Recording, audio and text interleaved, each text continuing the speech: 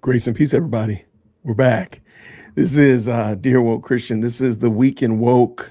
PETA rewrote the Book of Genesis edition. Something new. We've never done this before. And I appreciate y'all stopping by on this evening. I'm going to real quick make sure that the audio sounds good, which it seems like it is, which is excellent. All right. Looks good. Sounds good. All right, good people. So if you're not familiar, you don't know what's going on.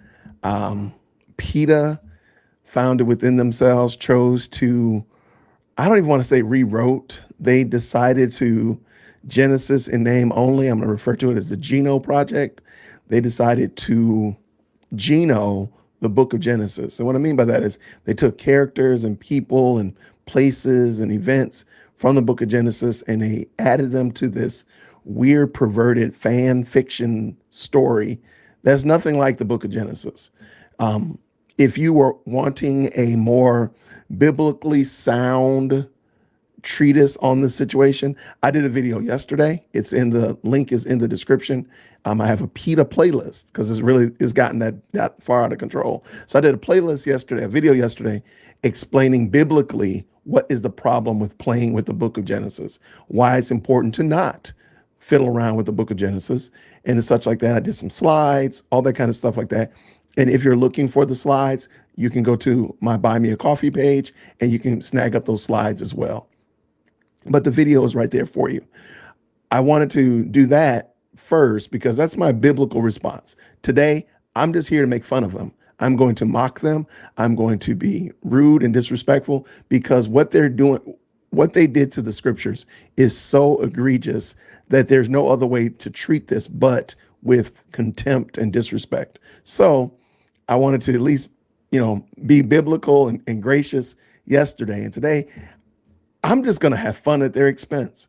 So I appreciate every last one of y'all for stopping by on this evening. I see some good people. It looks like some family reunions are happening in the chat. Always good to see Shara. Thank you so much for stopping by. Mark is in the building. I see you, Harrisburg campus. I see you.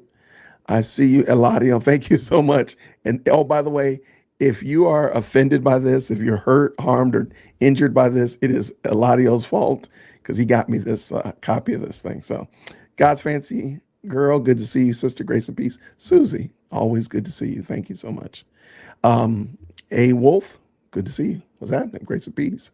There she is. Hey, Shar. Hey, Q, good to see you, friend. Good to see you. Baby Donkey in the building. What's happening with you, man? What is happening? Grace and peace. William Dillard is in the house. Good to see you. They have an extremely low view of scripture. You don't even understand. You don't understand how low of a view these people have of scripture. And they could literally have written just a retelling of a story. They did not have to do what they did to the book of Genesis. They didn't have to do that.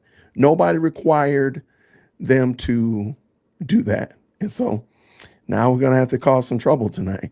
How are you doing, Brienne? Good to see you, sister. Good to see you. They didn't have to do this. So I have to do this. So let's jump in. Now, I am not going to start from the beginning because there's literally 50 chapters. And so what I did was I just kind of went through, I highlighted some parts that I really want to point out. And some parts I'm going to read the entire section. And some parts I'm just going to just summarize them and just point out like there's some real doctrinal issues with this telling. Let me just let you see the top of it, by the way. There's some real doctrinal problems. And this is called the book, PETA's version of creation story.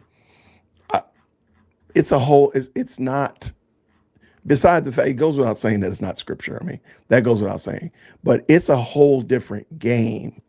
It's a whole different game, Eric. Good to see you down there. Brother, grace and peace. Good to see you. Good to see you. It's something totally different. And what I mean by that is I'm going to explain it's propaganda. It literally is propaganda. They're literally putting in their ideas into the scriptures. So as if Fred, by the way, the person that they refer to as God, I do not refer to that person as God. I call him Fred because it's not God. But you're not even ready for how ridiculous this is. So let me stop Let me stop and let me just give you the story of Cain and Abel. All right. So I've already read creation, the 8 days of creation. Yeah, I did say eight. There's a reason why it says 8 days of creation. The fall of man and the original sin, all of that. So now we're in chapter 4, and let's go. All right, let's go. And so it came to pass that Adam and Eve bore two sons, both unique and distinct in their own ways. The elder named Cain, a truly prototypical Philistine, oblivious to the arts and unmoved by the boundary pushing submissions to local stone arranging competitions, by his father's inspired shadow puppetry, by the gripping melodrama of twilight yodels from the vocal cords unknown, was drawn to hunting.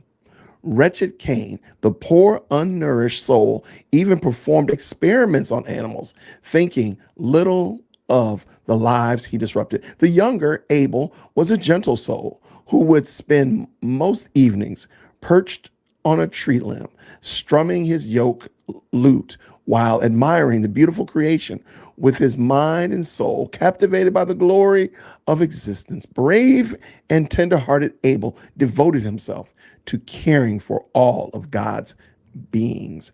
As you can imagine, the time would soon come, as it does for all sons of nomadic, semi-agrarian families, for Abel, or rather for Cain and Abel, to make an offering to Fred. Now, Cain, whose heart was hardened by his actions, brought an offering of animal flesh to Fred. Abel, on the other hand, kind and full of compassion, brought an offering of plants and fruits of the earth to honor the lives that would be spared. Fred looked upon Abel's offering with favor, for it was given from a place of love and kindness. But he looked upon Cain's offering with disapproval, for it was tainted by the suffering of innocent beings. Cain, feeling the sting of rejection, grew resentful and filled with anger. His face darkened and his thoughts turned sour. And then Fred, in his infinite wisdom and understanding, said to Cain, "Why are you angry? Why has your countenance fallen like a souffle taken out of the oven just a little too early? If you do well, embracing compassion for all living beings, shall you not be accepted? But if you continue down this path, know that sin crouches at the door and it desires to consume you, yet you must master it, lest it lead you to ruin." Days later, after Cain spent hours pondering Fred's message to him, the brothers, here comes, watch this, watch this, watch this. The brothers walked together in the field, and Abel shared his views on animal rights and veganism with Cain. Cain, always a bit shallow, was especially interested when Abel told him that he could become totally ripped eating plants. Cain, now intrigued with his curiosity piqued, found himself reconsidering his choices. He decided to give veganism a try to see if he might heal the rift between him and Fred, and the rift between his image of himself and that flabby, weak meat eater he saw every day looking at the reflection in the pond. Here it comes. Lo and behold, Cain discovered a newfound appreciation for Earth's bounty and beings who roamed it. The brothers, now united in their love for animals and a good lentil loaf, worked together to promote a kinder world. And Earth flourished, and the beings multiplied. And Fred saw that it was good, and he blessed Cain and Abel for their love and stewardship. What in the world did I just read? What in the world is that? That is the most Babylon Bee article that I've ever seen that wasn't written by the Babylon Bee. What in the world was that? But oh my goodness, in the morning, if I told you that's not the worst, there's more. Hold on one second.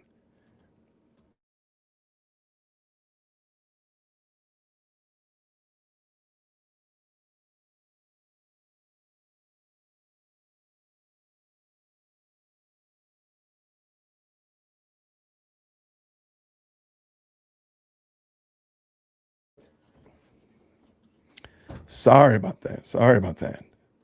I am back. All right, here we go. All right. The genealogies are totally muddled up. They make no sense. They're just these again, propaganda. There's this total propaganda pushes, propaganda push in these stories. They're just ridiculous. They make no sense. All right, chapter 6. And please understand, the story of Cain and Abel, that Cain did not kill Abel, actually is not the worst thing that you're going to hear tonight. I really wish I was joking. It actually is not the most egregious thing that you're going to hear. Oh, by the way, I did cook a steak, but I didn't bring it on stage. All right, let us go. Here's a story of Noah. Noah. All right. Again, one of the most popular stories, one of the probably if we could list them, probably Noah, Jonah, Daniel, David, in some order, shape, or form, would probably be the top 5 Bible stories that pretty much everybody has heard of or understands, has a general understanding of. So Noah. And it's kind of long. This story is kind of long, but I want to point out something that Fred does here. Oh, did I miss it? It's right here. Sorry. I'm just going to give the beginning.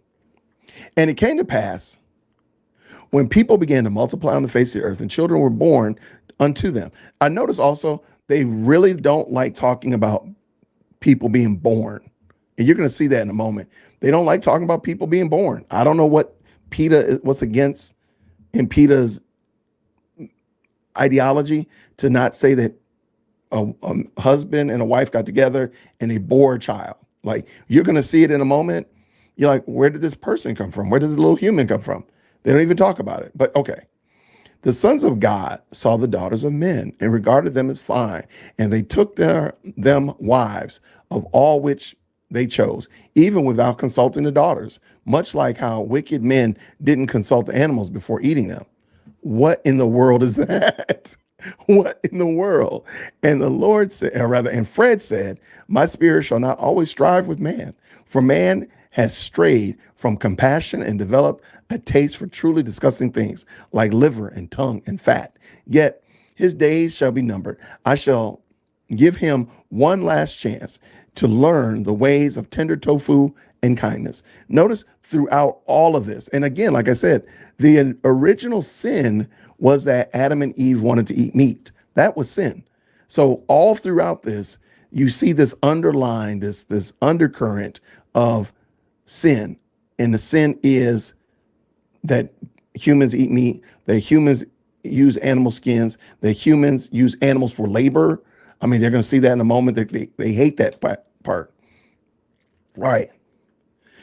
There were giants on the earth in those days, but many men strayed from the vegan way of life followed by Adam and his ancestors. And Fred saw that the wickedness of man was great on the earth, and every imagination of their thoughts of his heart was only evil continually, especially in the treatment of animals, whom he used for experimentation, food, clothing, and entertainment. And I'm going to stop there because this one is just really long. And it's just a muddled story. It makes no sense. And as I mentioned yesterday in my live yesterday, because they muddle up the book of Genesis, later on, I really hope PETA doesn't try anymore. I really hope that, you know what, let's just stop. We stuck our foot in our mouth, just stop. Because if you attempt to do the book of Exodus, because you're going to see in a moment, they don't like using the word slave or servant. So where slave or servant is used in the scriptures, they use a whole different term. They give a whole different relationship to these people. So it's not going to make sense. Like, literally, it makes no sense. So I know I'm rolling through this, and I think I'm going to make available this for your reading later on. All right. I truly believe in my heart of hearts, I have no way of confirming this.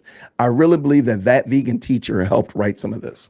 And the reason I say that is because all throughout this reading, they say something, and I'm going to read this sentence and you'll see what I mean. And Fred remembered Noah and every beautiful animal, majestic bird, and marvelous creeping being that was delicately creeping aboard the ark. And Fred made a wind pass over the earth, and the waters began to recede. That term, beautiful animals, majestic birds, and marvelous creeping beings, that sounds just like something that vegan teacher would say. Absolutely. It sounds just like something that she would say. I don't know it emphatically. I don't know if she was a part of this writing, but that just sounds like something she would say because it's just ridiculous. But again, it's almost as if somebody told them what the scriptures maybe possibly said, and they just ran with it and created this fan art from what someone told them about it. Now, I do believe that they actually at one point did consult the scriptures, and you'll hear it in here. There's language, especially if you have different translations. If you're like a King James and a NIV and an ESV and you have different versions and different translations rather of the scriptures. You'll hear like there's some language in here that sounds very much like King James. There's some very King Jamesy-esque language. There's some message language in here as well. So, yeah, and I apologize. I know I said I was going to read the entire thing, but literally it's 75 pages of gobbledygook. It literally makes no sense. And they change entire relationships and entire dynamics. Again, all I keep thinking about is how are you going to explain this in Hebrews? How are you going to explain this in Leviticus? Because now none of it makes sense. But they don't care. But let me give you an example that they don't care. And this is from the genealogy of Noah. So this is like Noah chapter 7, I believe it. I mean, Noah, Genesis chapter 7. And Canaan begot Sidon, his firstborn, and Heth, who was renowned for his vegan eclairs. Quite niche, yes, but you'd be amazed by the business this guy created by himself. Like, what does that have to do with the scriptures? Like, even if you were attempting to be, let's just pretend that they were trying to be faithful to the scriptures. What does that have to do with anything? What? What does that got to do with anything? But this is all throughout this writing. It is completely utter gobbledygook. Okay. Here is the Tower of Babel. Again, I'm sure if we could list all the events of the Old Testament that are very, very popular, that are in the culture, I think Tower of Babel probably would be in the top 10. Maybe not, it's not going to be above David and Goliath or Daniel and the lion's den, but it's definitely going to be up there. Listen to the Tower of Babel from PETA. And the whole earth was of one language and of one speech, all united in their love for animals and respect for nature. You see this all throughout this text. There's a worship of nature. Like this is a pantheistic religion. PETA worships animals, like literally. But let us continue. And it came to pass as they journeyed from the east, and they found a plain in the land of Shinar, where they decided to build a city that celebrated the virtues of cruelty-free living. They said to one another, "Come, let us make bricks, burn them thoroughly, and build a city where animals roam free and live in harmony with humans." And they built a tower to reach the heavens to show their dedication and to the welfare and protection of all living beings and to spread their message far and wide. What is that? What in the world is this? But watch this. And Fred came down to see the city and the tower, which the people had built with such love for the earth and its inhabitants. And Fred said, "Behold, the people are united in their compassion and respect for all living beings. They have come together to build this city and a tower, and nothing will be restrained from them, which they have imagined to do. Let us go down there and confound their language, so that," here comes, "they may not understand one another's speech, yet still uphold the values of kindness and compassion, for that will bring them even closer to respecting all living animals, all other animals with whom they do not share common language." What in the world is that? What is that? So Fred scattered them abroad upon the face of the earth, upon the face of all the earth. And they left off building the city, carrying their message of love and respect to every corner of the world.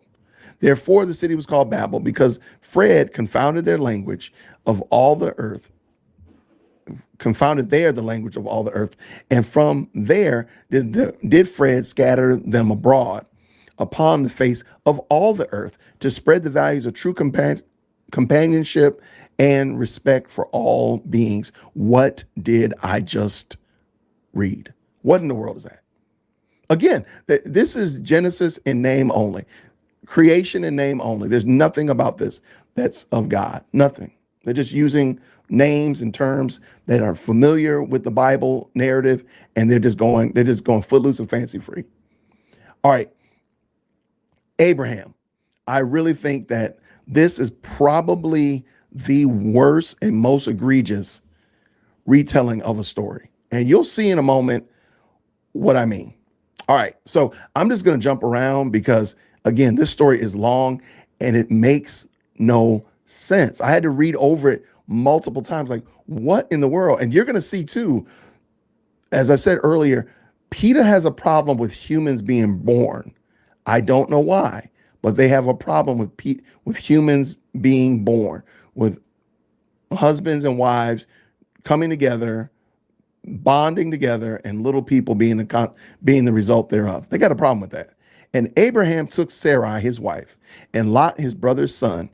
And I'm just jumping around. I'm not trying to be faithful to this clown text at all. Along with all their substance that they had gathered, and the souls, watch this, and the souls they had won to the cause of animal rights. This is a religion. This is a different religion. It's not just they have an ideology. This is a religion. Because remember, in Genesis chapter 3, the big sin was that they wanted to eat meat. That was the sin. And you see all throughout this, they're converting people from eating meat to eating plants, using animals for labor to being compassionate, and so on and so forth. This is a different religion. And they went forth to go into the land of Canaan, and into the land of Canaan they came. And I just pointed out, like, what souls? What are you talking about? Souls they won. But don't worry. It's going to get so much more ridiculous. All right. Do you remember? Yeah. There's so much in here from Sodom and Gomorrah. Because remember, Abraham interacted with Sodom and Gomorrah before Lot interacted with Sodom and Gomorrah. Okay. And so look at what they say here. I'm just going to point this out. The people of Sodom and Gomorrah, what was their sin? Were some of the worst animal abusers around. They would use animals for their own pleasure, experimenting on them and treating them like objects. But Abraham wouldn't stand for it. He knew that the animals deserved better, and he made it his mission to fight against the cruel practices of Sodom and Gomorrah.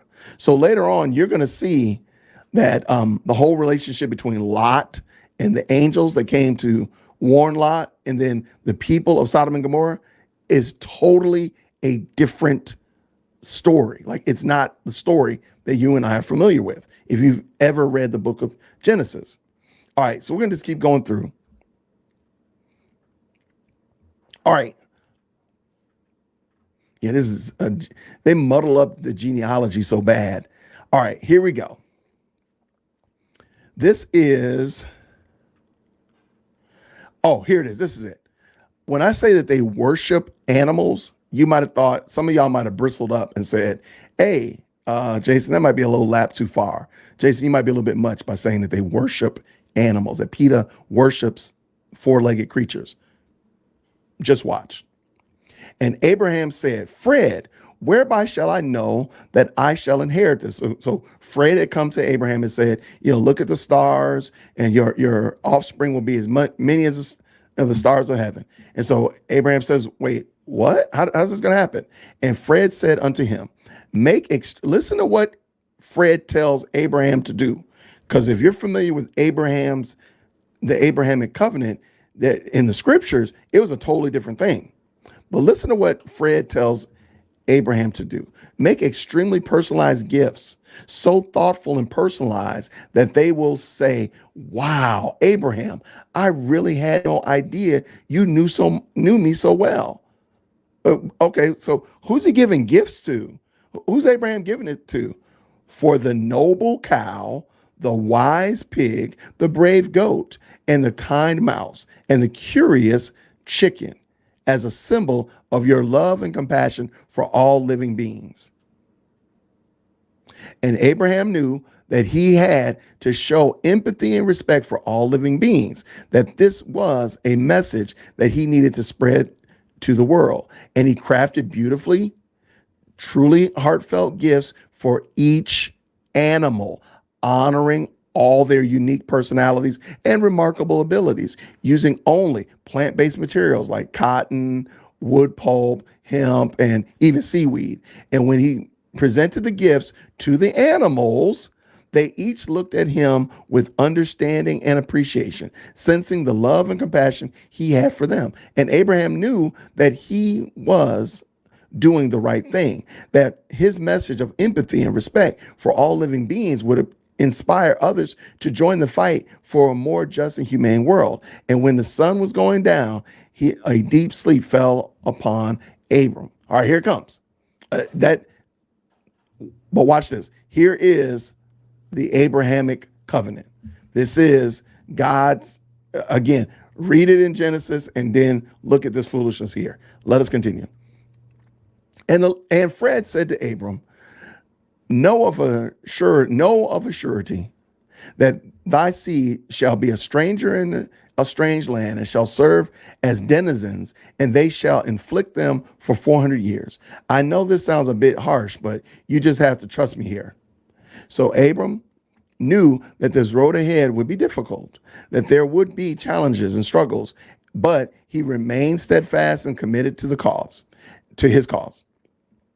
And it came to pass that when the sun went down and it was dark, behold, a smoking furnace and a burning lamp that passed between what? Those pieces. What were the pieces? These gifts that he had given earlier to the animals. In the same day, Fred made a covenant with Abram, saying, unto thy seed have I given this land, from the river of Egypt unto the great river, and the river Euphrates, in the country of the Kenites and the Kenzites and the Kamadites and the Hittites and the Perizzites and the Rephaites and the Amorites and the Canaanites and Girgashites and the Jebusites. This is a different religion. I'm not just saying that. It really is a different religion. Now here it comes. Abraham, Sarah, and Hagar. Most of you all know that story. Yes, I see some people already commenting. I'm going to pull you up real quick. Yeah, Abraham sacrificed animals. Those were animals. He cut the calf in half, and the birds and all that stuff, cut them in half. And the Lord moved between those to demonstrate that not only would he keep the covenant, but not only would he keep his end of the deal, but that he would keep the other end of the deal as well. This is a different religion. This is a different religion. But watch this. Listen to Cain. Listen to Abraham and Sarah and Hagar. Now, remember I told you earlier, PETA has a problem with the word slave or servant or anything of that nature. I have no idea why, but here we go. Now, Sarai, Abram's wife, had a good friend named Hagar, who was quite a gourmet. Sarai spoke unto Abraham, saying, we have a massive dinner party coming up, but Fred has not given me any inspiration. I must call upon Hagar to come to our aid. Thus Sarai, Abram's wife, asked Hagar to come by their abode and act as a culinary advisor. And Hagar brought forth unto Abraham and Sarai the knowledge of the finest vegan ingredients, and lo, they were glad. Hagar spoke to Sarai, we shall seek to create a dish of mushroom Wellington that shall be a delight to the senses and a gentle to the beings of the earth. And Hagar continued saying, fear not, Sarai, for we can use a tender puff pastry, fill it with mushrooms and tubers, seasoned with fragrant herbs. I'll stop right there. What is this? What am I reading? What in the merciful name am I reading? What is this? So, and so you know what's not going to happen. There will not be a relationship between Abraham and Hagar, therefore giving, birthing Ishmael. It's not going to happen. But wait till you find out where Jacob and Esau come from. You are not going to be strapped into your chair enough. You're not even ready for this. Again, like, this is a different religion. And I just said here, don't let your theology go vegan. Your theology needs a nice thick steak on a regular basis and some cheese. And do not let your theology go vegan. I'm not going to read the whole thing, but you already see right here. There is no relationship between Abraham and Hagar. So there is no Ishmael. So chapter 17. And Abraham, still bowed before God, replied, what wisdom shall we impart to our fellow humans, and how shall we teach them to care for the earth? Remember, the gospel, the message is cruelty-free, take care of the earth, blah, blah, blah. Not turn to Yahweh, not turn to the living God in repentance for your sins and trusting him for your salvation. Nope, it is turning from eating meat. And Fred answered Abram, teach them. Watch this, watch this. This is what their God told Abram to do. Teach them to milk the almonds, the oats, the soybeans, the peas, even the sunflowers. Really, make milk out of whatever you want, as long as it doesn't involve weirdly touching other animals. I'm at my wit's end up here, watching these creeps drinking bovine mammary secretions. Anyway, show them the bounty of the earth and the lentils, beans and chickpeas and quinoa, and what will later be called ancient grains, along with kale and other creations. I know I can pronounce that. I just can't at this moment. And they shall learn to create feasts that are both delicious and gentle. So Fred told them to milk almonds. Y'all, PETA, this is crazy. PETA, you are off the rails. All right. So here in chapter 18 is really long.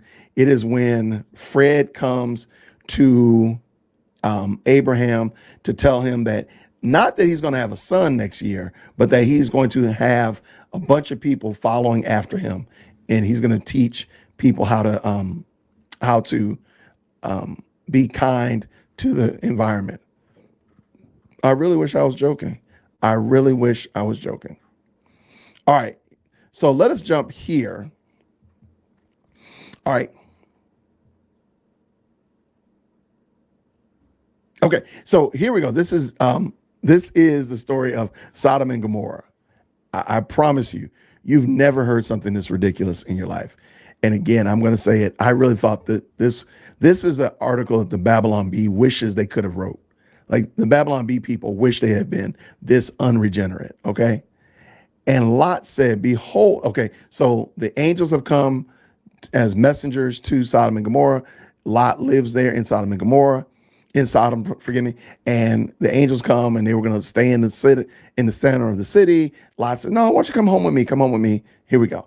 And Lot said, behold, my lords, Fred, please turn aside to your servant's home and tarry all night, and I'll make you a nice vegan spread. Then you may rise up early and go on your way. And they replied, nah, we will abide in the street all night. But Lot pressed upon them earnestly, and they turned to him and entered his house. And he presented them with a plethora of chips and dips, the finest, whatever that is, and sophisticated array of stuffed grape leaves and nut cheeses. But Before they lay down, the men of the city, even the men of Sodom, compassed the house round about, both young and old, all the people from every quarter. And they called unto Lot and said unto him, where are the men who came into your home, or to your house tonight? Bring them out unto us. You ready? Watch this. Watch this. That we may feed them our carcinogenistic meats and cholesterol bombs. Yea, verily, even the inner organ meats that look and smell disgusting. And Lot went out at the door unto them, shut the door and after him, and said, I pray you, brethren, do not act so wickedly. Behold, now I have prepared a feast to these men, filled with compassion and kindness, that they may share their wisdom with us. Let us learn from them, embrace a new way of living, free from harm of the earth and its beings. But the men of Sodom were not swayed, and they pressed sore upon the men, or rather upon the man, even Lot, and came near to break down the door. What? I don't even know what I'm reading anymore. What is this? What is this? I mean, they're making whole, complete changes to the scriptures. All right. So if you're familiar with the story of Sodom and Gomorrah, we're going to jump to the end. So they're rushing out of Sodom and Gomorrah and such like that. And here comes, so I don't even know what I'm about to read. So I'm sorry. These are a bunch of words. They seem to follow the proper English sentence structure. I don't even know what I'm reading. The sun had risen upon the earth when Lot entered Zoar. Then Fred rained down fire and brimstone upon Sodom and Gomorrah from out of heaven. And he overthrew those cities and all the plain and all the inhabitants of the cities in which grew upon the ground. Okay, that's actually not bad. Okay, but watch this part. As they were leaving, Lot's wife looked back. It's like they took everything and just twisted it upside down. Look what happened. She looks back from behind him, and exclaimed, salt. That's what will really make all these vegan cooking. Well, I'm sorry. That's what really take all this vegan cooking to the next level. What made you say that? Asked Lot. I'm not sure. The thought just came to me, she replied. I must gather as much salt as I can, but I will meet you in the mountain. What is this? What is this? What am I reading? What in the world is this clownery? All right, chapter 20. So Abraham and Sarah's names have been changed. They don't really explain why, but we're going to go to chapter 21. So this is where I have no idea what this is. I want to apologize on behalf of, I have no idea what this is. I don't understand. And then Fred visited Sarah and Abraham as they had said, and Fred did unto them as he had spoken. Now it came to pass that Sarah and Abraham, having been blessed with a child named Isaac, so now they have a child. There's no fanfare or anything like that. Just a child just materializes, because there's nothing that says anything about when you're going to have a child. But let us continue. Decided that their family had so much more love to give, and so they chose to share their home, their love, and their compassion with a being in need. So they went to the nearby animal shelter, and they found a beautiful and gentle dog, whom they named Herbie, and he brought joy to their hearts. What am I reading? What in the world is this? But wait, it's actually gonna get worse. I don't know how that's possible, but they're gonna get worse. All right. Ooh, you are not ready for this. So it's Abraham and Sarah. They have Isaac, right? The promised child, because Abraham and Sarah could not have children. Okay. So, and most of us are familiar with the story of Abraham sacrificing Isaac, right? Okay. Here is PETA's retelling of that story. Here it comes. And it came to pass after these things that Fred tested Abraham's commitment. Commitment to what? To compassion and kindness, and said to him, Abraham. And Abraham replied, Here I am. And Fred said, Go unto the land of Moriah and ask Herbie to accompany you. Herbie, not Isaac. There you both shall witness the most wondrous event and shall serve as a symbol of friendship among all beings.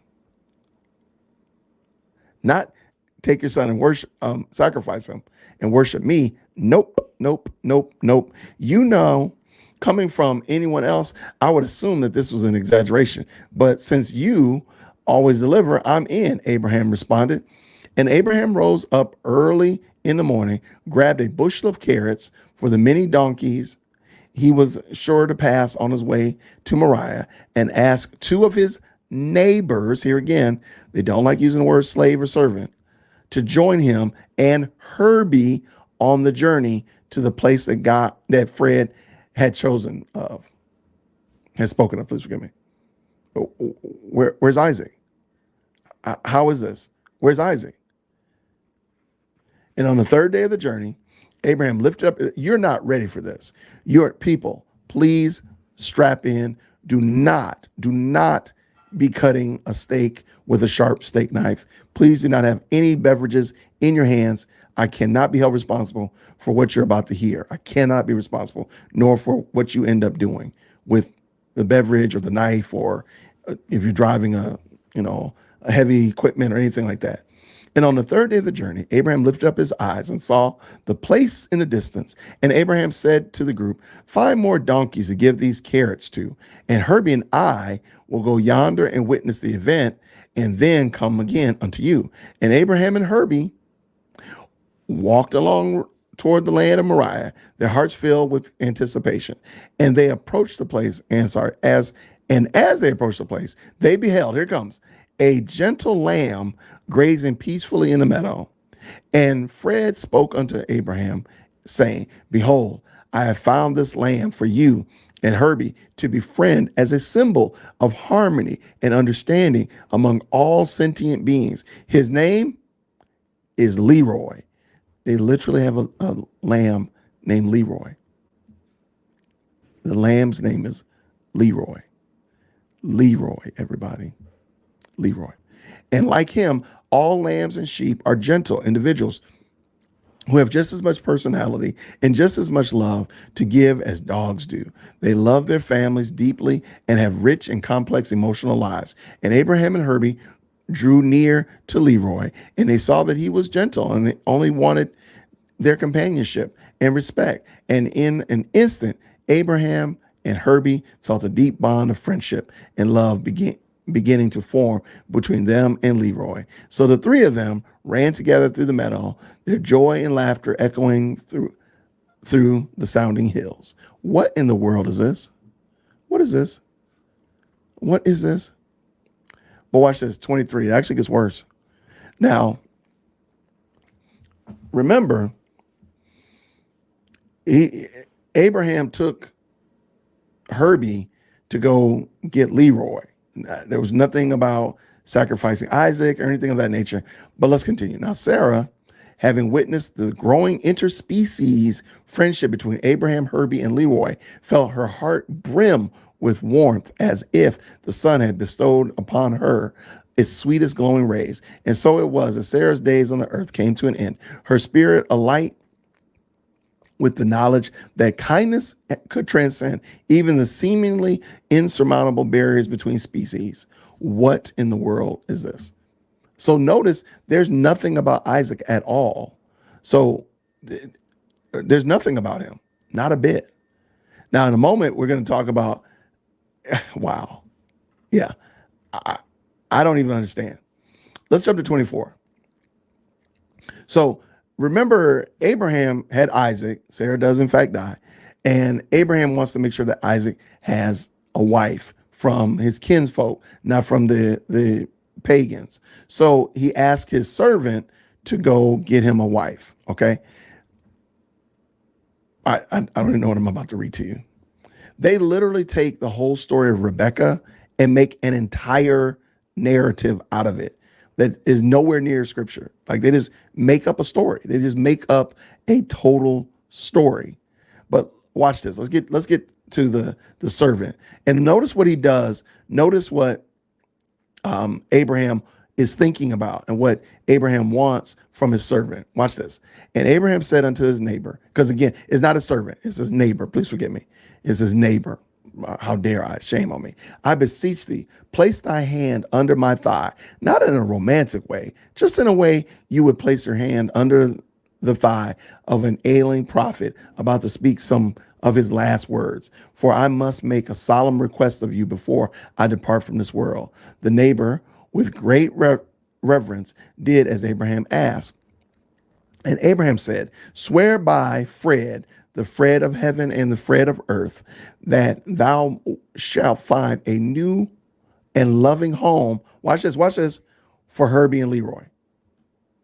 So literally, they don't even talk about Isaac. It's not a concern about Isaac. The concern is a dog and a sheep or a lamb, so that they may continue to flourish and share the message of compassion and love for all beings. And the neighbor, feeling the gravity of the responsibility, replied, I solemnly swear to find a loving family for Herbie and Leroy, one that will cherish and care for them and learn the ways of friendship and understanding from them. What am I reading? What in the world is this? PETA, why do you want PETA? What? Who hurt you, PETA? Who hurt you, PETA? But watch this. Okay, so the servant, the friend, the neighbor takes Herbie and Leroy and gives them to a family. All right. And then later on, like literally, yeah, it's so again, here's this trusted neighbor thing. In the scriptures, it says there's a servant. It was a servant. He worked for him. He worked under him. But that's neither here nor there. So the servant takes Herbie and Leroy and gives them to a family. And Rebecca's a part of that family. But before we get that far, look at what happens here. So Abraham's getting ready to die. Abraham's going to get buried in the same cave that Sarah was buried in. And Fred blessed Abraham's, what did he bless? Four-legged kin. I think that's very interesting. Use the word kin, not his four-legged friends, his four-legged companions or pets, but kin. So they're using the word kin like I would use kinfolk or somebody's related to me. So we're related to animals in PETA's religion. But I'm going to continue. So now I forgot the servant's name or the trusted neighbor's name. He gives Herbie and Leroy to Rebecca's family. So Rebecca's family welcomed Herbie and Leroy with open arms, providing them with love and care they so deserved, and honoring Abraham's wish to ensure their freedom. They promptly installed a doggy door and a lamb-friendly ramp. And for her kindness, Fred smiled on Rebecca. Watch this. Because remember, Rebecca has not gotten married. Rebecca is not married. She's not married to Isaac at all. She hasn't even met Isaac yet.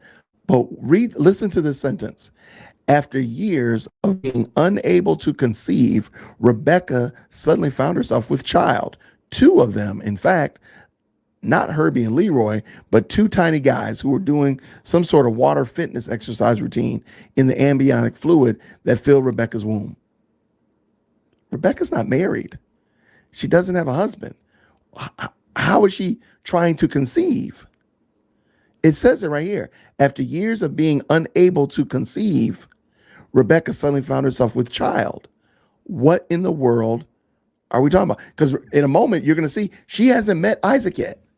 She hasn't met Isaac. But the thing is crazy.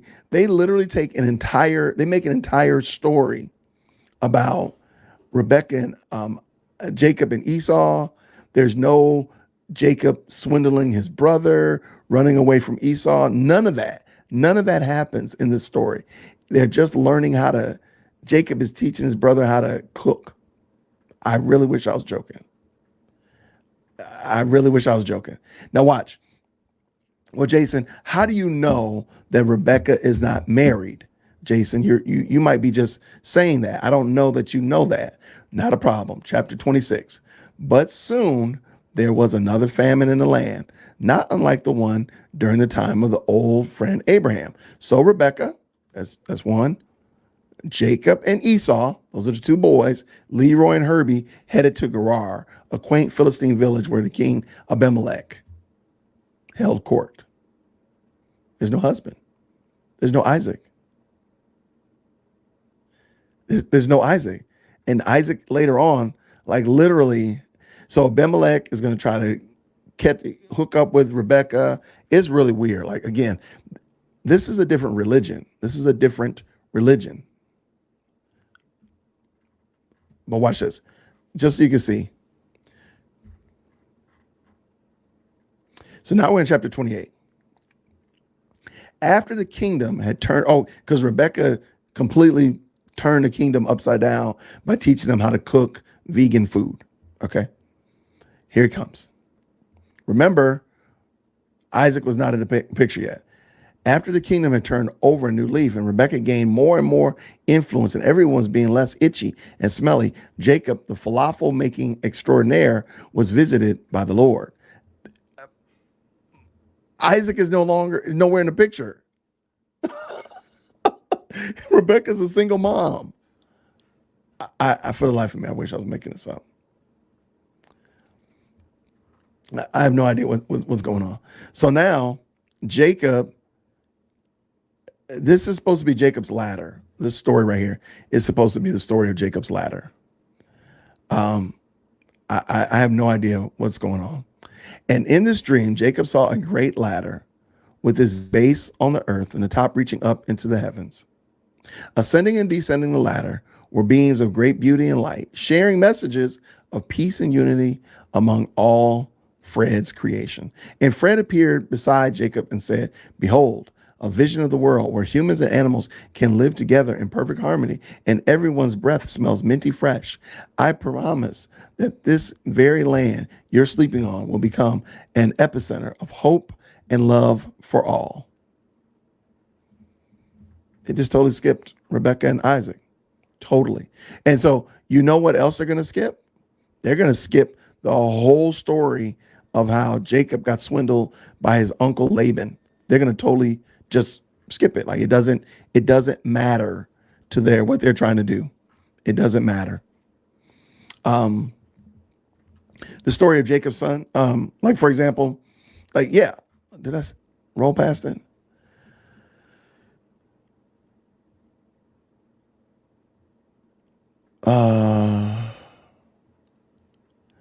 I mean, Jacob, where am I? Right here.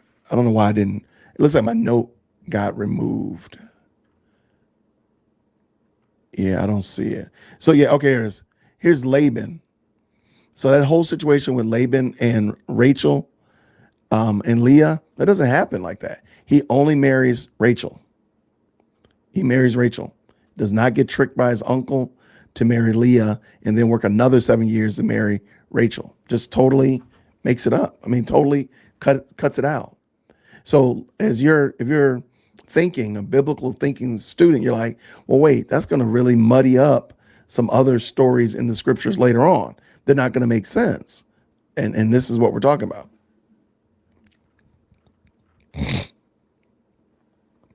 All right. So Jacob, for some reason or another, they don't really make it clear. Jacob and Esau parted ways, but they were in good. I don't know what happened. I don't get it.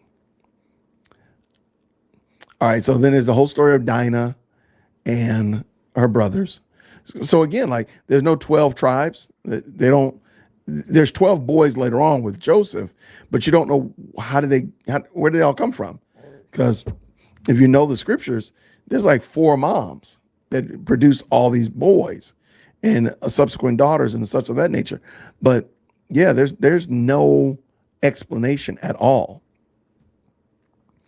All right, let me get this because I see tons of comments. I know there's a lot of comments. I want to make sure I give you all some time. and answer some of those. Um, where is it?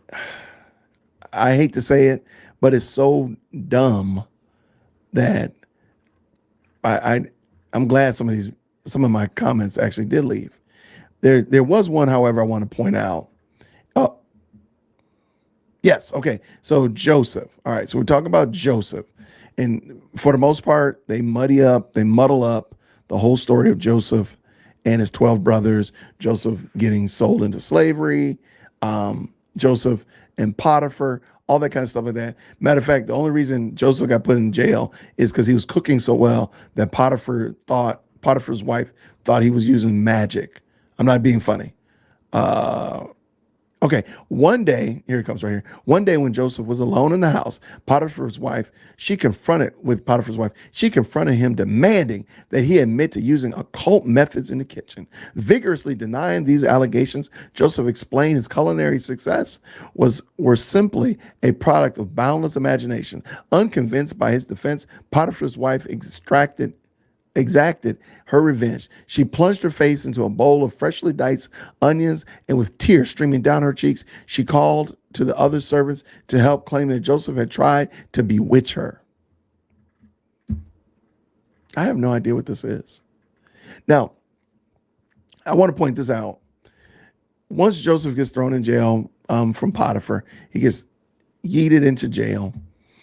There's a story of the cupbearer and the baker, and they both had dreams, and Joseph interpreted their dreams, and they came true. Listen to how this story plays out.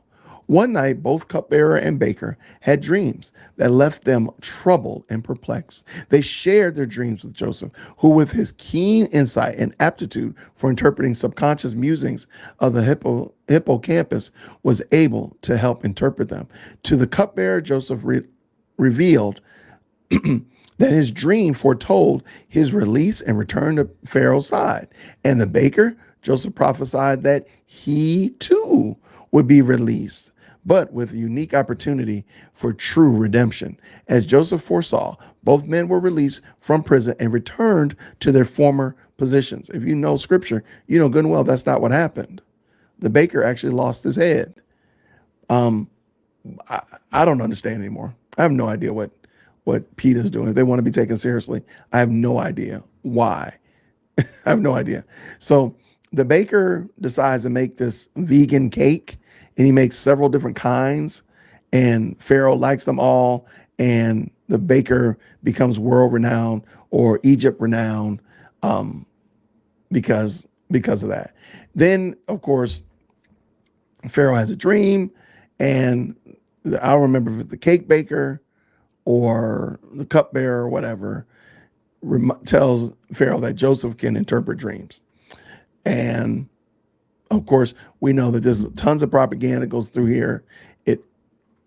The reason I'm skipping through it is because it really truly made no sense. Like, it makes no sense. I don't understand. The scriptures were fine. And again, like, they could have fan arted this. They could have just said, hey, we're going to take a story and maybe tell a story from an Old Testament point of view. So maybe somebody else and add a whole new character and do something like that. But what they did here was really criminal. I'm sorry. It's criminal what they're doing. Where was another? I think that it's just dumb. I don't know another way to say it. And I think I might just put it up on my Buy Me a Coffee page for free. Just go grab it. I think I'm just going to do that so you can see it. Because, again, I don't know why my notes disappeared. I'm not going to do this to y'all because it's just really that bad. And it made no sense. I have no idea what possessed them to do this. Yeah, I don't know why my notes disappeared, but let's do this. Let's check out oh my gosh, these comments. I know they're all over the place. All right, let's go back. All right, let's go. Let's get me up in here correctly. There we go. Yes, God's fancy girl, Fred. We don't call, I don't know what that person was, but his name is Fred. Thank you so much, Susie Q, for dropping that link in the description. If you want to support me on Buy Me a Coffee, I appreciate you. Thank you. All right. Okay, let's talk about this real quick. Chat GPT did not write this. And because I am I'm a fanboy of Chat GPT. You can't get Chat GPT to write what we just read. And I've tried. I tried to get it to do it. It can't. You have to prompt it. So what I think happened, this is what I believe happened. There's 50 chapters in Genesis. So maybe 10 people took 5 chapters each. And because there's some chapters that sound just like the King James version, and there's some that sound very much like a paraphrase. Now, if you load the King James version in chapters 1 through 5 of the King James version into Chat GPT and ask it to write it as a fan fiction that's cruelty free, you can probably get it to do that. And I could teach you how to write the prompt correctly. So with that being the case, I really believe that's what happened. So it's not Chat GPT. It's the prompts that they gave the people in order to do that. And I really believe that because the articles that you read about this, they made a lot of hay about people using AI or Chat GPT to do this. And I'm like, but Chat GPT doesn't do that. You can't just go into Chat GPT and say, write me write Genesis 1 through 50 as a cruelty free. You can't do that. It won't work. It won't do it. So plus it'd be too much text anyway. So I really believe that that's what happened. So it's not Chat GPT's fault. And again, I'm a fanboy of Chat GPT. Grace and peace, Mary. Good to see you. Friend, let me get some water.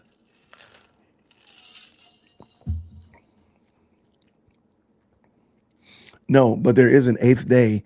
Fred makes humans on the 8th day. So on the 6th day, he rested. I'm sorry. He makes them on the, yeah. On the 6th day, he made all animals. 7th day, he rested. And the next day, he makes humans. I have no idea. If you have a problem with this video, please contact Jason at dearwokec@gmail.com. Thank you so much. So yes, Cain brought an animal sacrifice to Fred. The problem is Fred looked down on the animal sacrifice and Abel converted him to a vegan.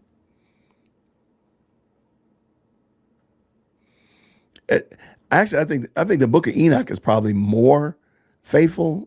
A wolf. I think the book of Enoch might be better off.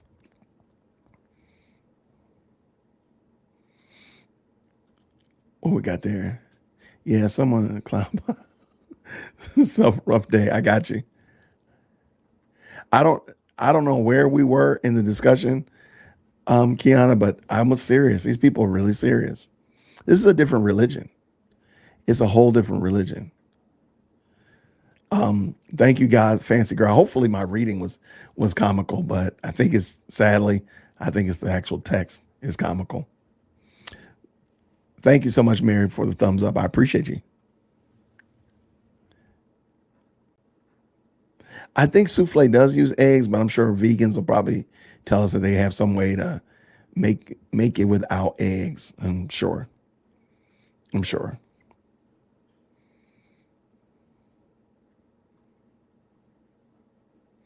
Yeah, this is far worse than fake meat. Absolutely. This is more impossible than impossible meat.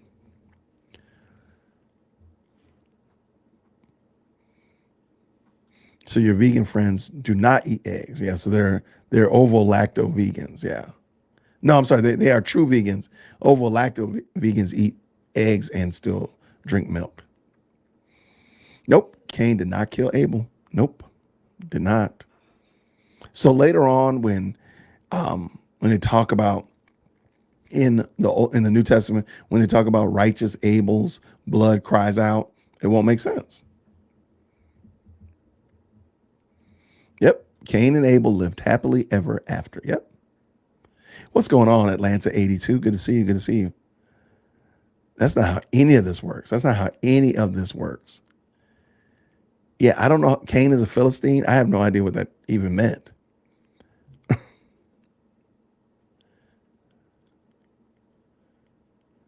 I see what you did there, Eric. If if this nonsense is truly targeted toward Gen Z, then the previous genealogy would have been viewed as TLDR. Okay. Yeah, Susie, none of this makes sense. Let's not start. Right.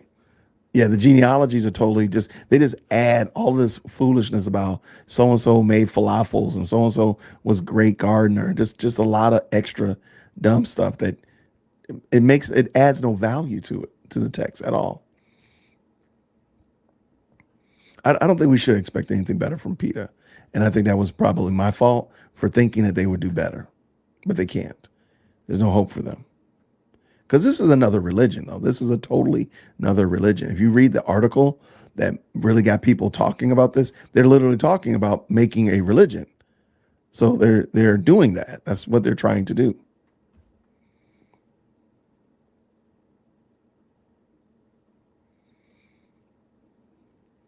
Yeah, PETA hates people, which is so ironic because it's in their name. Sin went out the window. They yeeted sin out, as my kids would say. They yeeted it out. Beef tongue is delicious, Shara said.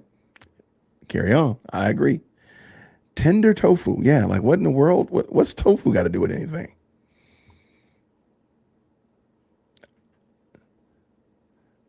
Pork rinds. Come on, Eladio. Come on.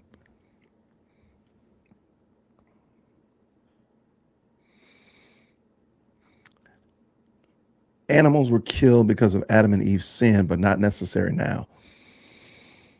Uh, I'm not fully certain I understand, but I appreciate them for sure.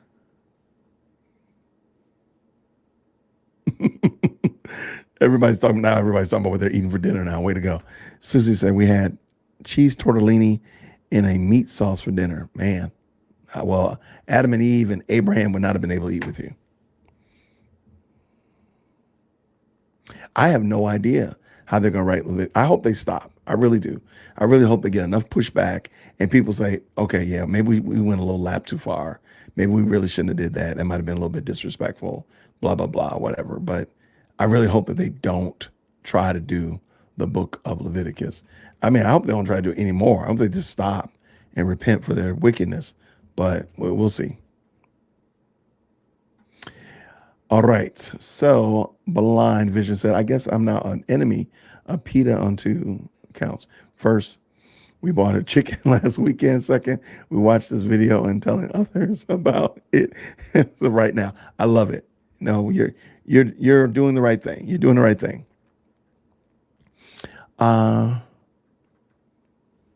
See a little bit of family reunion going on. Maybe in Exodus, the Egyptians ate the locusts and crowned the cows and bulls. You know what? But see, the thing is, like, animals die during one of the plagues. I just wonder how they would try to make that. But again, they don't care. So I wouldn't be surprised if putting beet juice on the lentils and animals. They're doing, Dr. Oz is saving animals out there. I have no idea. It makes no sense. So I'm not actually really surprised. I don't know what they're going to do, but I pray they don't. I'm just going to say it again. I pray they don't do anything else, that they just repent and stop. A Wolf says, yeah, this sounds ridiculous. It is ridiculous. And the bad thing is I didn't read all of it. I did not read the fullness of it because it was just so ridiculous. It made my head hurt. I'm glad. Hopefully I was being comedic. Hopefully I worked on it.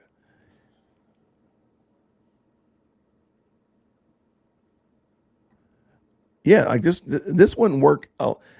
One of the problems is this would not work in other countries. And so Mary says they can always move to India where people are starving but won't eat animals because they might be their late family members. Yeah, there we go. Go try that there.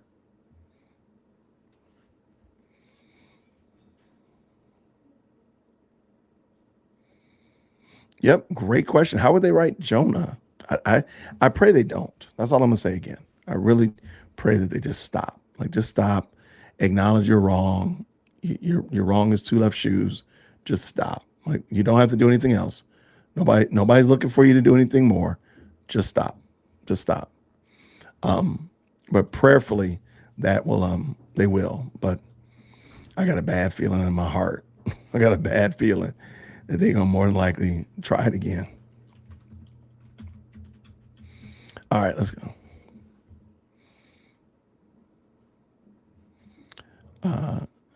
People talking about eclairs. Like what are eclairs? Is that like a pastry or like a donut or something? I have no idea. All right, when animals are sacred and people starve, this is a scheme from Satan. There you go.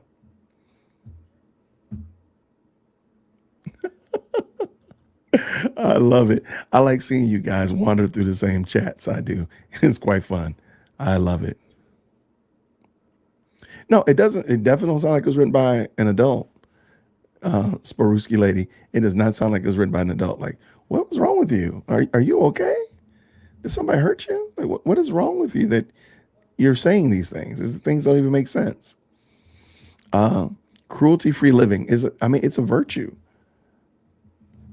but murdering babies is fine. See?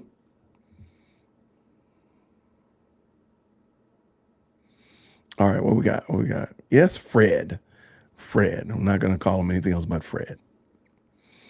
Yes, sin in this book is, or in this text, is eating meat or using animal skins or whatever.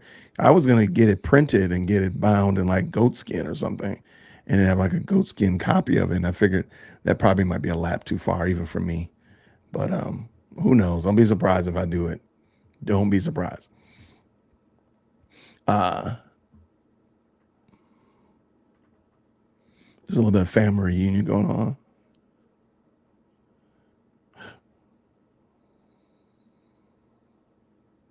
What? Mary just watched a video about rat temple in Madras full of protected rats that are considered dead family members. PETA, go there. Well, there you go. That sounds crazy.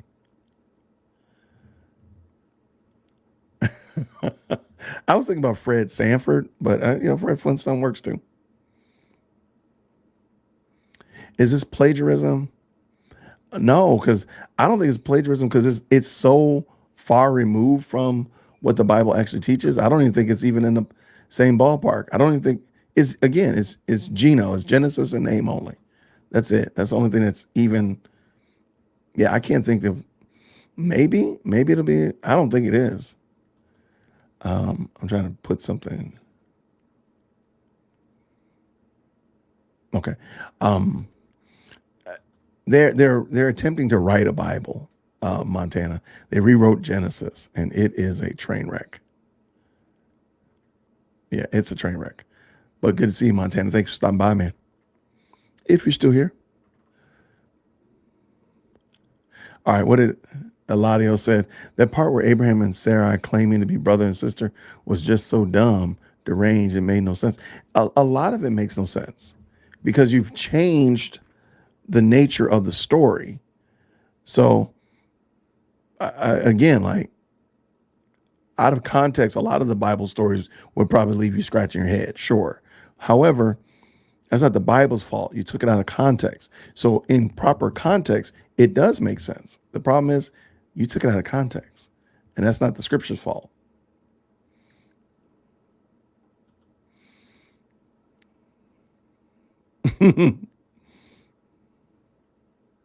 Yep, Montana said it right here, making God's word man's idolatrous image. Yes.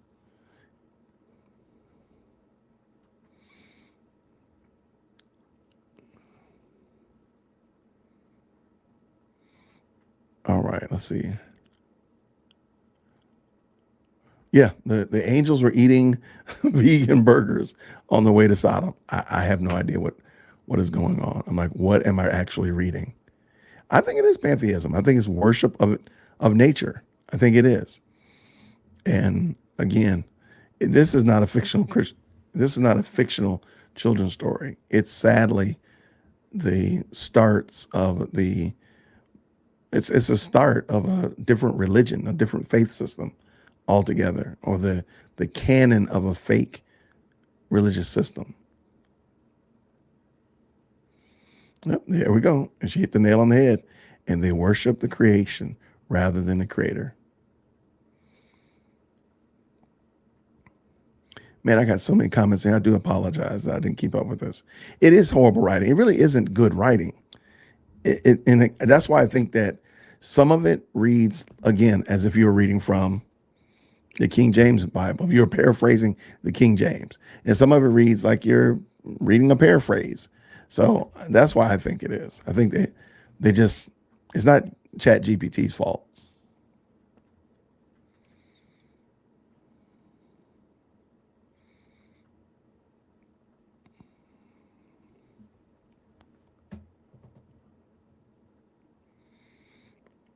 All right, let me see. I'm sorry, I'm reading through some of the comments.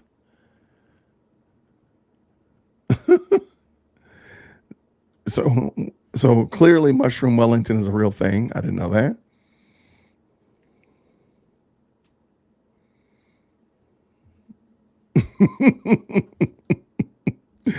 Baby Donkey, no offense to Chat GPT, but demonic auto writing has at least has complete sentences. Yeah, I don't understand. It was really weird. It was really weird. And I don't know why they wrote it like that, but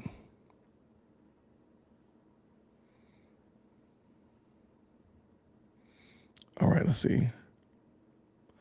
Bovine mammary excretions. Yep. Mm-mm-mm. I'll mess with a vegan cheese though. Y'all can keep that. Y'all can keep every bit of that.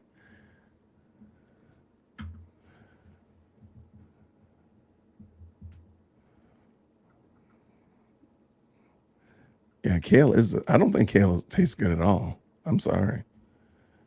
I don't. I don't think it is. Call me. I'm a reading teacher. I love it. Hopefully, you talking about me? Was I reading bad? I was trying to read well.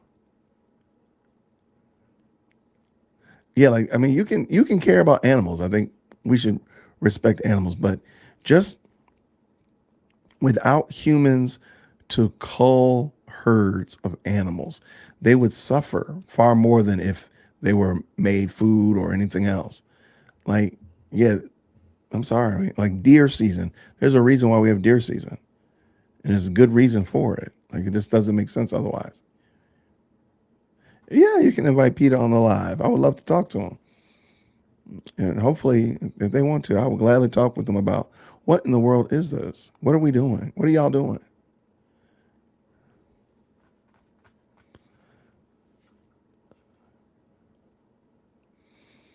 I have no idea what they're going to do with the book of Revelation. I'm sadly curious, but then in another instance, I'm praying that they stop. So I'm like, what are they going to do with that? But then I'm wondering if I'm praying that they stop and I'll never know. But then I'm kind of wondering, like, what would they do with Leviticus? How are they going to deal with Exodus and Deuteronomy? What are they going to do with that? But what are they going to do with Kings, First and Second Kings, Joshua? What are they going to do with that? I have no idea.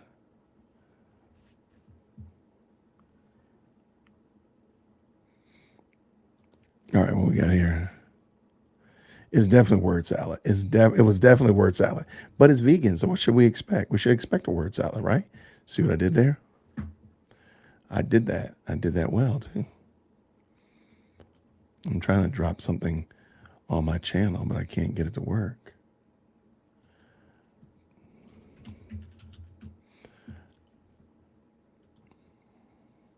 All right. This should probably work. I think it will.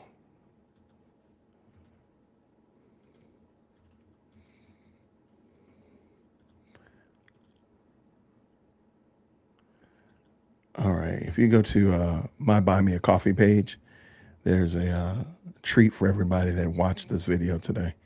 If you go to my Buy Me a Coffee page, there's a treat for everybody. And if you want to drop something there, feel free, but there's a treat there for you. Just click on the link and there you go. Merry Christmas. All right. Oh, look, that's what it is. Don't want to surprise y'all. Have fun. Because again, I know I read through a lot of it. I jumped over a lot of it, but you just haven't. All right, let's keep this game going. Yeah. So instead of Sodom and Gomorrah being like a sign of God's judgment, they turned it into a joke about adding more salt to dishes and such like that. I have no idea.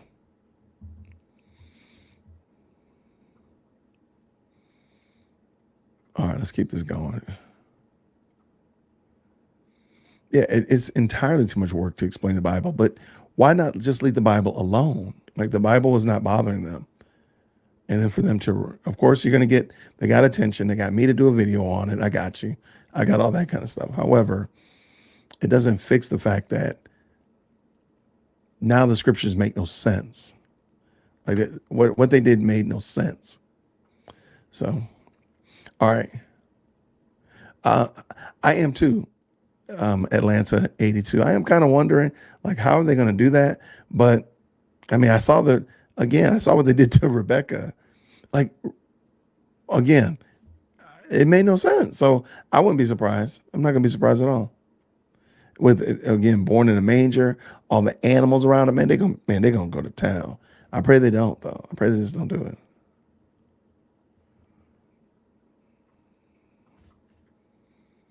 it.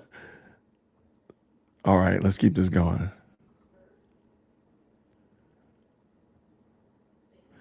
Yeah, people spontaneously pop into existence here. Yeah. Like there is no Melchizedek. There's no Melchizedek. There's no discussion about him. Yeah, there's so many different little key figures in Genesis that later on are brought up, like in Hebrews. And I think even Melchizedek, if I'm not mistaken, is he not mentioned somewhere else in the Old Testament? I mean, in the New Testament, he isn't even mentioned.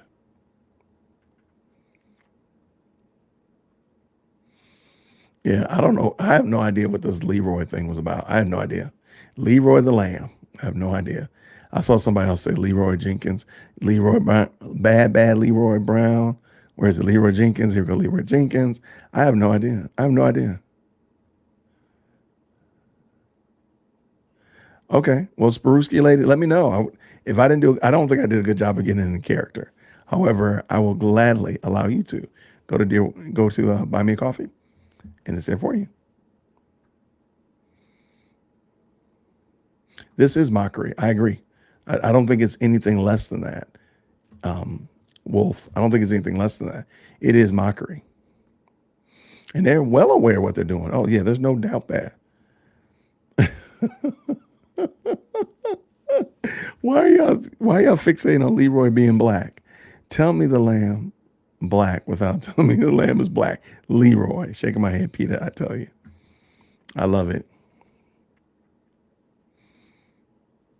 Oh, they truly are worshiping the Creator, rather. And I skipped a lot of it, and I forgot, or maybe my notes got waxed. However, they make altars a lot in this telling. So they make an altar to the animals. They make an altar to the earth to commit to being cruelty free and stuff like that. Not an altar to God, not an altar to Yahweh, but an altar to the earth or to animals, and to commit to being cruelty free and stuff like that is really weird. I've never seen anything like this.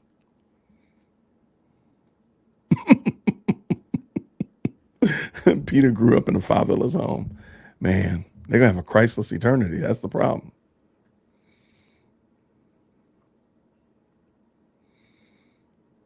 I have no idea. I guess they are cousins. I guess Leroy and Herbie are cousins. I have no idea. Like I told you, Spruce Lady, this was going to be a terrible thing. This was going to be a horrible thing. Water fitness. Yeah, doing water fitness. I don't know. I have no idea who her baby daddies are. Who her baby's daddy. I have no idea. And it says that she was trying. So that means, yeah. Again, PETA's theology is coming through in this. Like their worldview, like, is coming through there. You don't have to be married. You don't have to be anything like that. Just go out there and just do what you got to do. I think it is it could be a branch of Scientology. I don't think that's a lap too far. All right. All right, I'm getting to the bottom. Praise the Lord. I'm so sorry, y'all.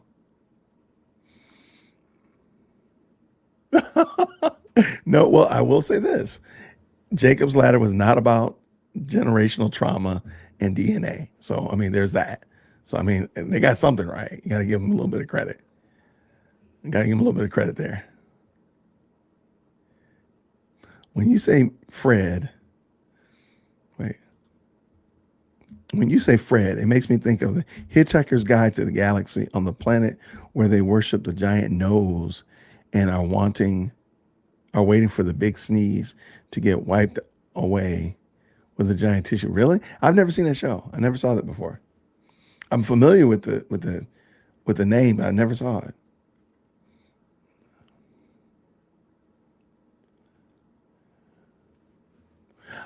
Debbie, I hate to tell you that it has not become more coherent.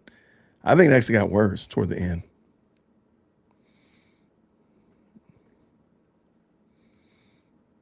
I think it did. Oh yeah, I think this has got Mike Todd lapped. At least, yeah, yeah. Uh, and again, like I said, man, Mike Todd, at least they read the Bible, but like even that, like that. If let's just be honest, if Mike Todd had not done that play in a church, if he had just like rented out the Civic Center to do a play and it was not tied to a church, I don't think anybody would have even cared. It could have been, and I don't think anybody would have cared. The problem was that Mike Todd did that in a church and it was tied to his church and of course on Easter Sunday. So that's really the biggest issue. But the play was, I mean, if the play had to stand on its own and be, reviewed critically, I don't think many people would have, just a dumb play. Didn't make a lot of sense, whatever like that. The problem was it was attempting to teach theology, and then therein is the problem, in my mind.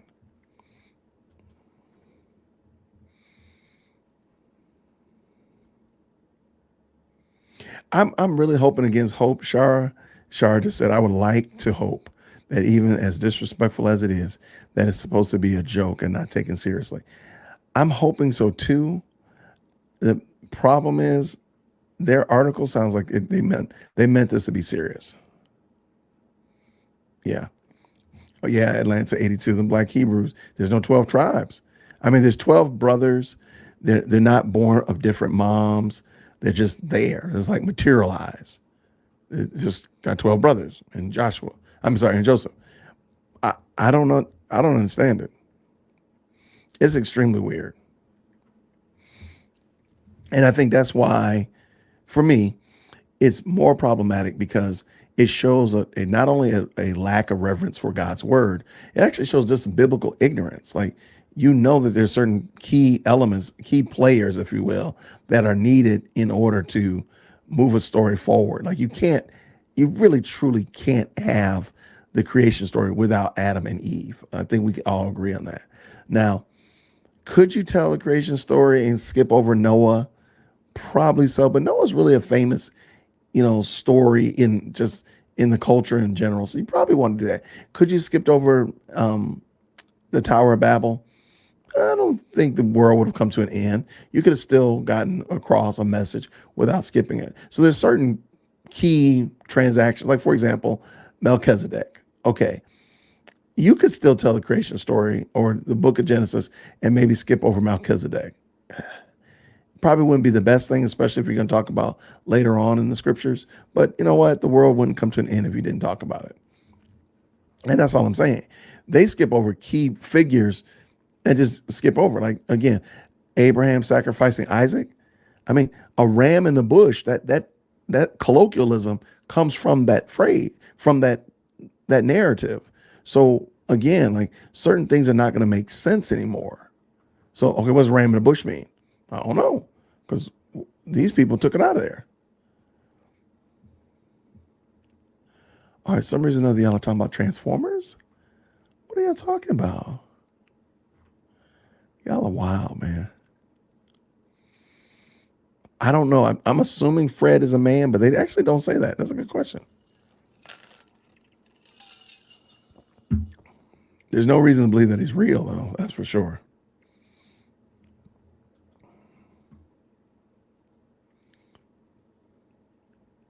I think Spruski, lady you met, is painful and hilarious, or hilarious, which is probably more true than not. Hilarious, like makes me laugh, makes me ill.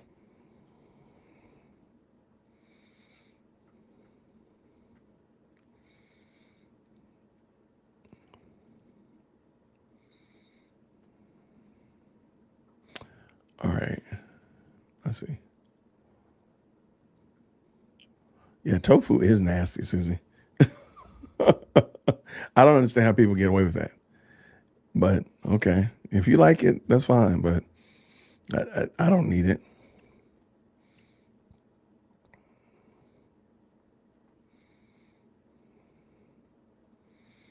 All right, so I think I'm rounding the corners to the end. I'm so sorry, y'all. I should have been keeping track of these. I'm rounding the bases to the end.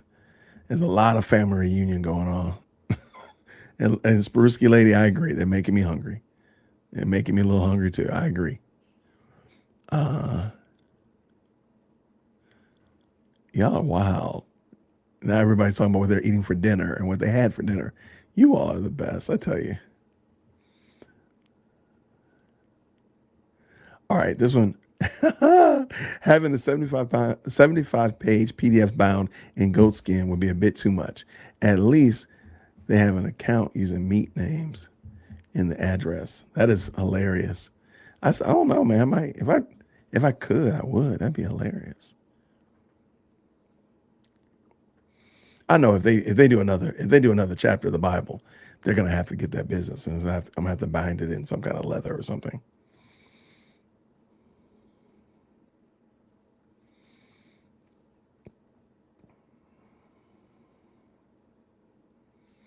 Okay, Cain and Abel, Cain and Abel. But see, nobody kills anybody, so both of them. So Abel was the vegetarian, and Cain um was the one that actually, yeah, I guess you're right. They flipped that around. It's craziness, man. I don't know what they do. I had no idea, man. It's just bananas. This is a great question, Ruth. How do they deal with the fact? How do they deal with the fact that animals and kill and eat other animals? The poor antelope that's stalked and killed by a cheetah. I have no idea. I have no idea. They just assume that they need to teach them how to make lentil loaf or something. I don't know. I don't know. I have no. There's so much. Susie, I'm wondering what they're going to do with Joshua and Judges. I pray that they don't do anything. Let's just pray that they stop because it's just ridiculous. They really need to stop. All of Leviticus, I agree, Q, all of it. Yeah, I mean, Christ is probably, the gospel is going to probably be something about, would probably be, but again, I'm praying that they stop, would probably be about like animal cruelty and protecting the earth and blah, blah, blah. Because I mean, literally, that's what Abraham is doing. Abraham is preaching the gospel, quote unquote, of of being kind to the animals. I mean, that's literally what he's doing.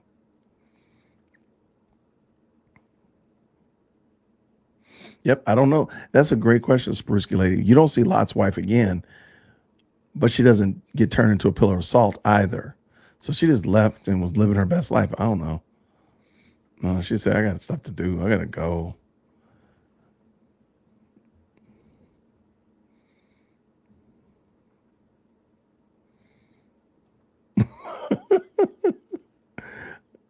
You all in this Leroy thing. Man, y'all are killing me.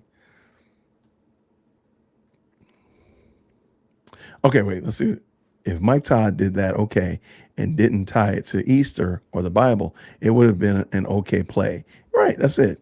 They had a sort of run and probably bad critical reviews. That would have been it. Had a short run. Please forgive me. Yeah, I totally get it. But again, they called it an Easter play. It was done in a quote unquote church, and there's a lot of problems. Yes, yes. But all I was saying was that, hey, if you didn't talk about Melchizedek, granted, he is a priest forever. He is a prototype of Christ. Absolutely, no question at all. However, could you still have told the Genesis story and skipped over that and not addressed that? And I think you could have. However, they skip over key people and key situations and very important matters that for the story of Genesis to make sense. Not just, Melchizedek later on, we get a little bit more information in the New Testament that really shines light on it, like, oh, that's what was going on. They skip over key elements in the text of Genesis that make the story of Genesis no longer make sense.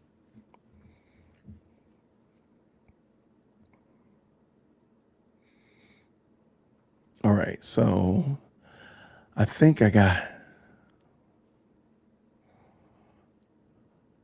yes, see, there we go. Yep, Melchizedek was a walk-on in the Old Testament. I like that term. And was an important person in the New Testament explained. There you go. His role was explained in the New Testament.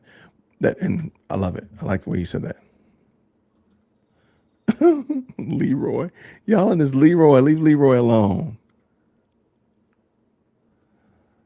There's a lot of wide living. I agree. There's a lot of broad road living.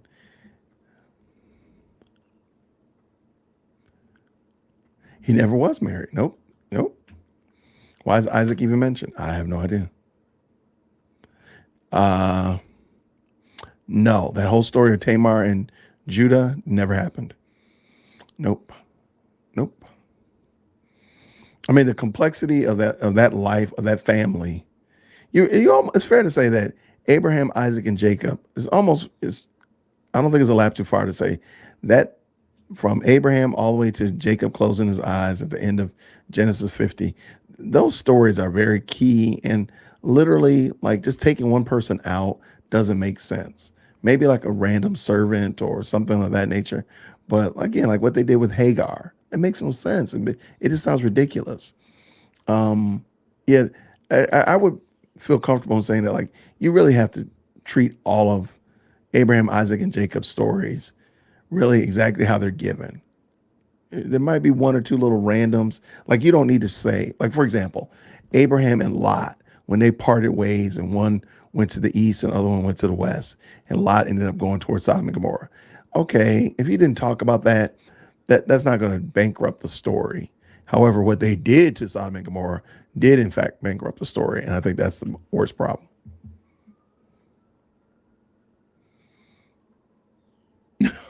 What is with y'all in this Leroy thing? Most of Leroy's are brothers. Can't find a white one. Y'all in this Leroy. Yeah, they talked about Joseph, but it is a mess.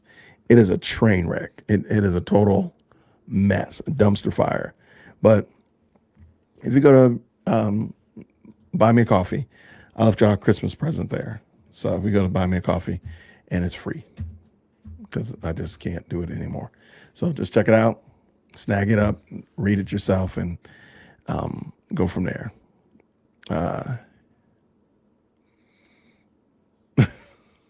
Leroy Garcia, y'all are wild with this Leroy thing. I just want to go on the record again.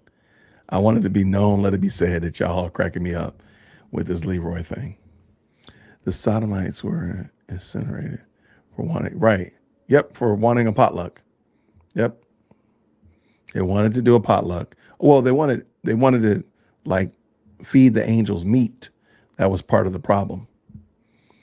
I mean, I don't know how that works, but that's what the sin was. They wanted to feed the angels meat, and that's why. Nope, Ishmael was never there. So according to PETA, Islam does not exist. I don't know. I don't know what Muslims are going to do about that. Why was Job depressed? Let's see. Why was Job depressed? Maybe he was responsible for roadkill on the way to the market for a yoga appointment. There you go. I wouldn't be surprised. Like, they're so wild. I wouldn't be surprised one bit. Thank you, Susie Q. Thank you so much for dropping that in there as well. And If you go to buymeacoffee.com/dearwokech, left you a present there. Left you a present there. Feel free to snag it up. So we meat eaters should be torched by God.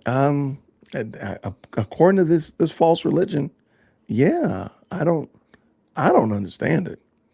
I don't subscribe to it. I think these people are crazy. I don't know what they're talking about. I think they're crazy, man. All right. But yeah, that was it. Man,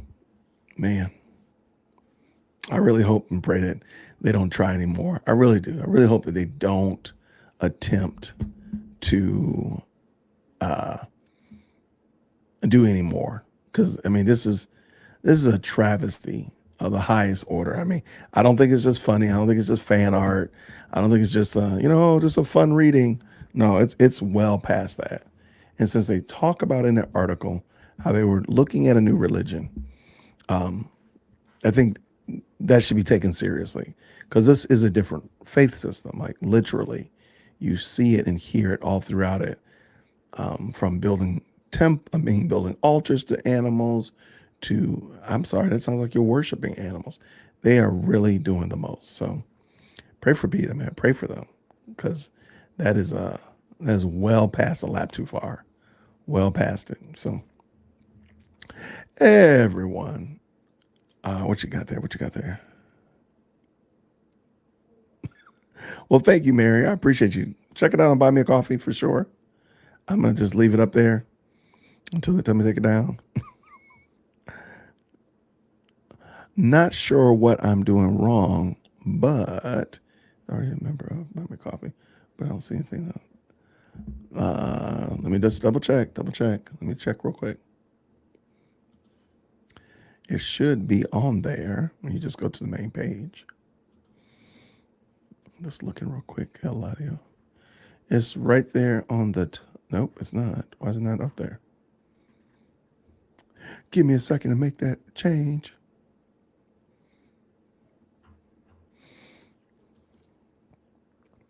I think I see what happened. Give me a hot second. I see what it is. I was trying to do it and talking at the same time, and that was probably not my strongest suit. All right, here we go.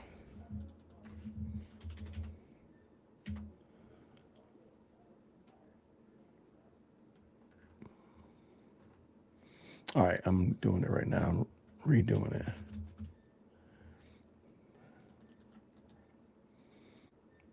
All right, it should be. Give it a few seconds.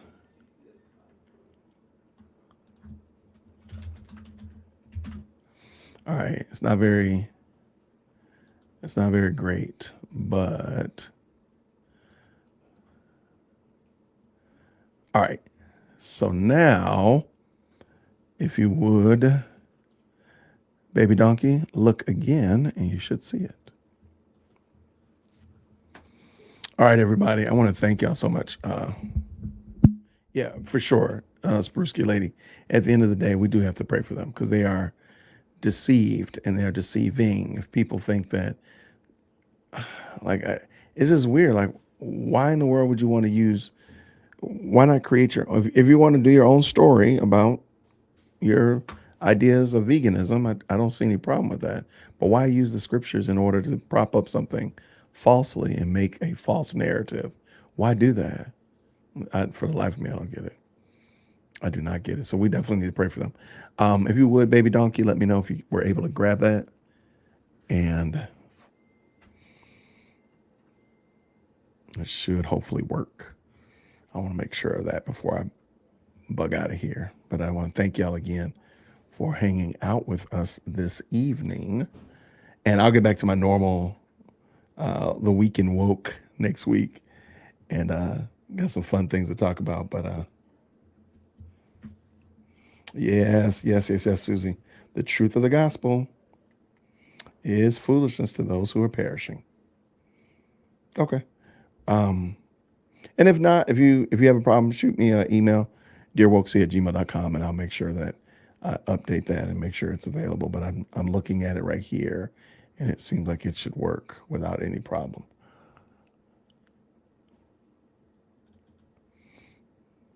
All right. So everybody have a fantabulous evening. Thank you so much. Great week. Tomorrow is Veterans Day. So prayerfully have a great Veterans Day. If you have a veteran in your life, tell him or her thank you so much for their service. And we will do this again real soon. Everybody, thank you again so much. And until next time, grace and peace. Take care.